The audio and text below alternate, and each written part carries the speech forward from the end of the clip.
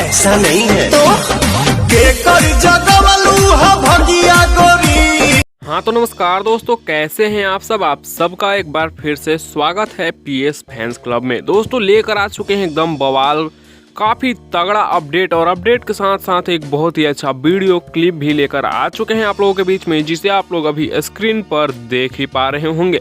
और दोस्तों ये वीडियो पूरा देखने से पहले वीडियो को अभी ही लाइक कर दीजिए, चैनल पे नए हैं तो सब्सक्राइब करके घंटा वाले बटन को ऑल पे सिलेक्ट कर लीजिएगा और वीडियो को ज़्यादा से ज़्यादा शेयर करिएगा। दोस्तों बता दी कि जो वीडियो अभी आप लोगों के स्क्रीन पर चल रहा है, ये दोस्तों बहुत ही जल्द गाना आने वाला है। बहुत ही हाई लेवल का शूट किया गया है, आप लोग वीडियो के माध्यम से देख पा रहे होंगे। दोस्तों ये गाना आएगा गणनायक फिल्म्स के यूट्यूब चैनल पर। जी हाँ दोस्तों, गणनायक फिल्म्स पे इस गाने देखने को मिलेगा, जिसमें पावर स्टार पवन सिंह जी के साथ नई एक्ट्रेस काम कर रही है। इनका नाम अभी नहीं बताया गया है।